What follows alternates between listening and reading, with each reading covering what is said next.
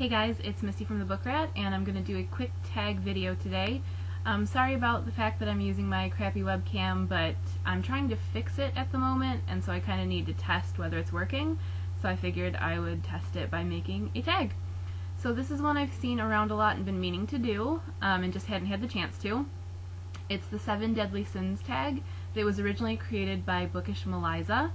I had kind of put it on the back burner and kept forgetting about it until Patty Cakes TB tagged me and sent me a message asking me to do it, and that kind of reminded me that I needed to get a move on, so I thought I'd go ahead and do that today.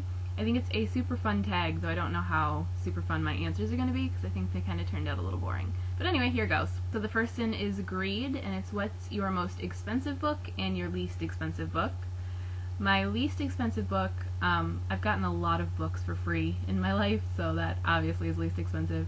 I've also gotten a lot of books for like a quarter from my library's Friends of the Library book sale, so it wouldn't really necessarily be fair to pick one. Most expensive would probably be any of my school texts, but I'm gonna go with this guy. £1,000,000. He's a big fat fatty, and he cost me a lot of my monies. But it's okay, he's worth it. Sin number 2, wrath. Which author do you have a love-hate relationship with? I'm sure I have bigger love-hate with other authors than this, but the first one that came to mind was Holly Black. She can be really hit or miss for me. She has a series called The Modern Tales of Fairy that I liked one of the books. I liked Valiant a fair amount. I didn't love it, but I really liked it.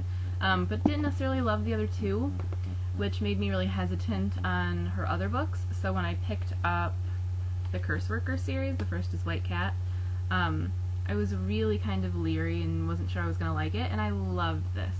She's hit or miss with me. I don't know if you'd consider that love-hate, but definitely hit or miss. I have a lot of other authors that I've read, 2 books by and had one work and one didn't. Lauren Oliver, loved Before I Fall, did not like Delirium. Sarah Beth Durst, loved Drink Slay Love, did not like East. So, I mean, there are a lot that I think are kind of, they're a gamble when I pick them up, but I don't know that there's anyone whose writing I absolutely hate that I've ever loved as well. Then number 3, gluttony.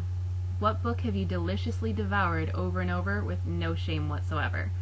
I'm a rereader. I think that's a big part of why I buy books, is because I will reread them when I'm craving them. But I think it comes as no surprise to anyone that the one I've reread the most with absolutely no shame would definitely be Pride and Prejudice by Jane Austen. I've read this more times than I could even count. I really don't know how many times.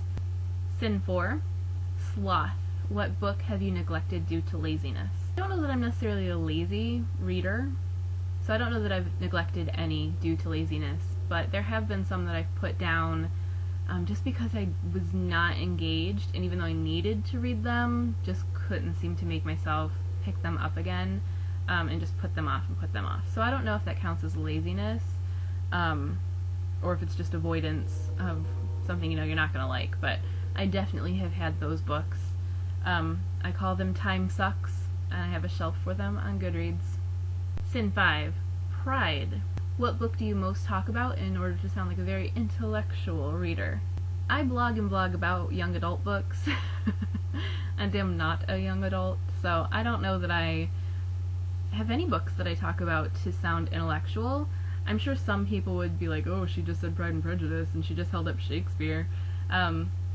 I'm of the mind, though, that you can turn anything into sounding pretentious. Like, I can sound pretentious about anything. And I think you can also take something very serious and very literary and highbrow and make it sound completely silly or fun or frivolous or whatever. I don't have like a go-to book that I pull into conversations to sound intellectual. More often than not, I get accused of being too silly for my intelligence level. I've had a number of people tell me they were surprised to find out I was smart. 6, lest.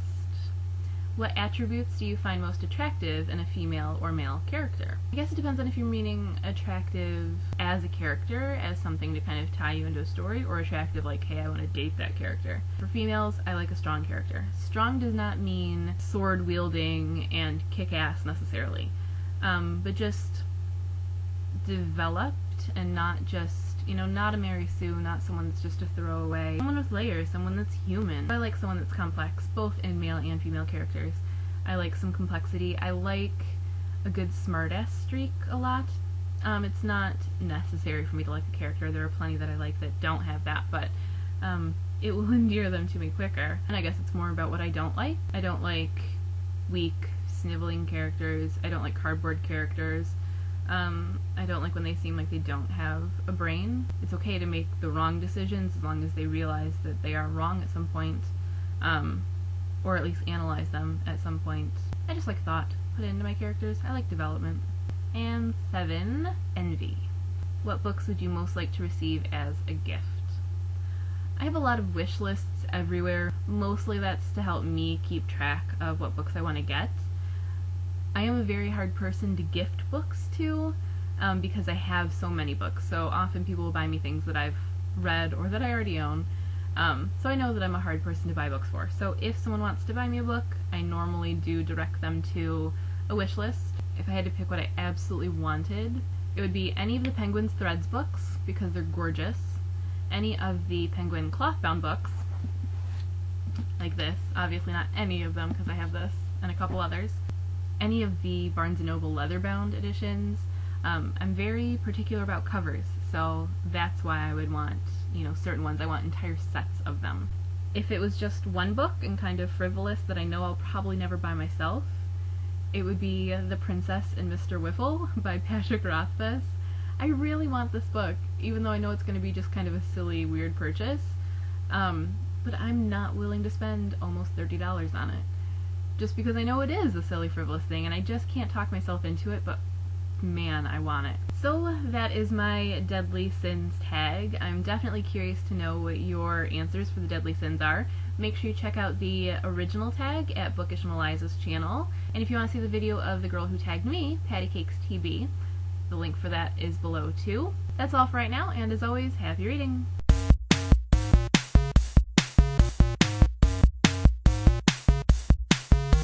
God, I always look like Casper the Friendly Ghost on this thing.